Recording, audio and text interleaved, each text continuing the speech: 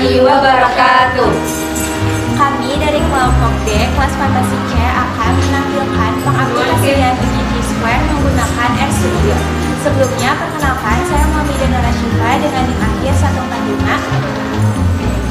Saya Pepi Nurlarasati dengan NIM akhir 151. Saya Intan Anggraini dengan NIM akhir 148.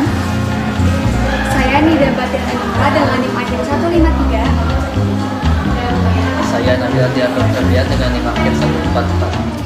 Sebelum kami mempraktekkan bagaimana uji T-Square menggunakan RStudio, alangkah baiknya kami menyampaikan terlebih dahulu apa itu RStudio, apa itu uji T-Square, tujuannya untuk apa, dan bagaimana. Nah, kami mengambil data hubungan antara faktor usia dengan tingkat kepatuhan obat dengan metode uji T-Square menggunakan RStudio. Baik, yang pertama kita harus tahu terlebih dahulu nih apa itu RStudio.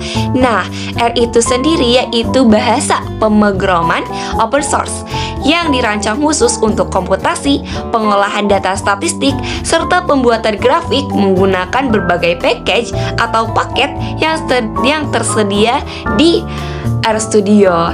Nah, secara sederhana nih, RStudio ini yaitu sebuah aplikasi untuk membantu mengolah data, menghitung statistik, dan membuat grafik menggunakan bahasa R agar jauh lebih mudah.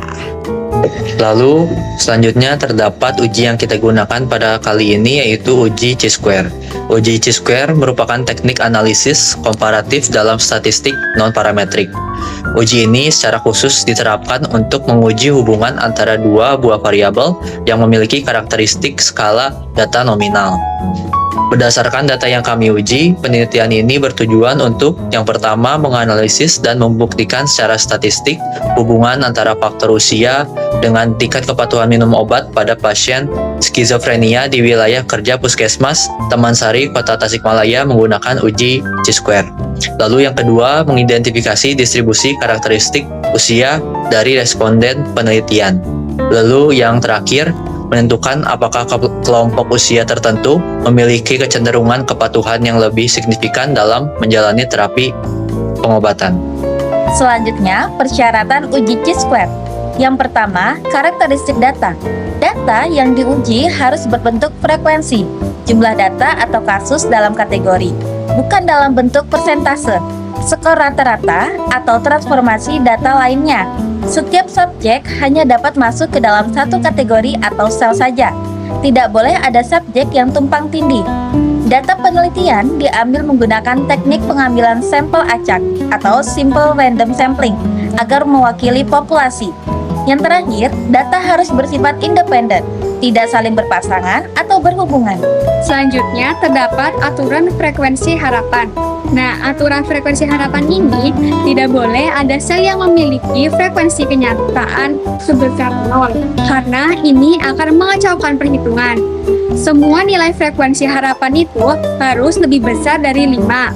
Nah, nilai frekuensi harapan yang kurang dari 5 masih bisa ditoleransi, tetapi maksimal hanya 20% dari total jumlah sel. Yang terakhir itu, tidak boleh ada nilai frekuensi harapan yang kurang dari 1 sama sekali. Pengujian Chi-square ini dilakukan untuk mengetahui adanya hubungan antara faktor usia dan tingkat kepatuhan minum obat. Nah, data yang digunakan kami ambil dari jurnal penelitian perawat profesional yang berjudul Studi Analisis Faktor-faktor yang berhubungan dengan kepatuhan minum obat pada pasien skizofrenia. Berikut detail mengenai data yang kami ambil dari tabel 2 yang berjudul hubungan antara usia dengan kepatuhan minum obat. Pengujian dimulai dengan memasukkan data ke dalam RStudio. Lalu klik Run untuk menjalankan baris kode yang telah diinput, begitupun baris kode selanjutnya. Di sini kita memiliki dua variabel utama yaitu usia dan kepatuhan. Variabel usia dibagi menjadi dua kelompok yaitu usia 26 sampai 45 tahun sebanyak 40 responden dan usia yang lebih dari 46 tahun sebanyak 18 responden. Sementara itu, variabel kepatuhan diinput sesuai dengan sebaran tingkat kepatuhan masing-masing kelompok responden yang terdiri dari kategori kurang, cukup, dan baik. Kedua variabel ini kemudian digabungkan ke dalam sebuah data frame bernama data jurnal untuk memastikan analisis data kategorik berjalan dengan tepat. Kita mengubah variabel kepatuhan menjadi bentuk faktor dengan tingkatan yang terstruktur dari kurang, cukup, hingga baik. Untuk melihat tabel data tersebut, bisa memasukkan kode view data. Berikut data dari usia dan kepatuhan dalam bentuk tabel yang sudah dibuat. Selanjutnya, setelah data frame terbentuk, langkah berikutnya adalah membuat tabel silang menggunakan fungsi tabel. Hasil pengelompokan ini akan kita simpan ke dalam objek bernama data_tabel.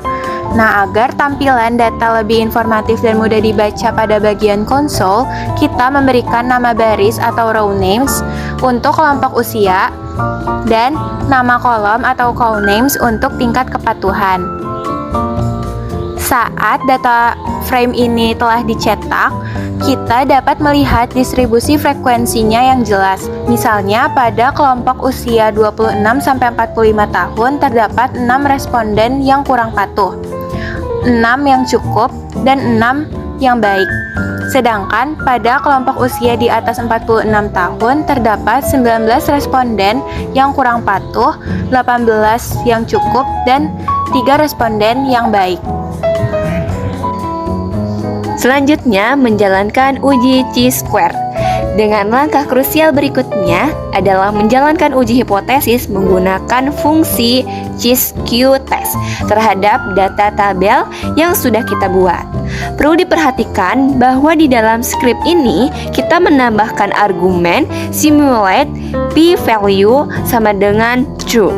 Sebagai alternatif yang sangat baik jika terdapat nilai frekuensi harapan di dalam sel tabel yang tergolong kecil atau kurang dari 5, sehingga estimasi nilai p-value yang dihasilkan menjadi lebih akurat dan valid.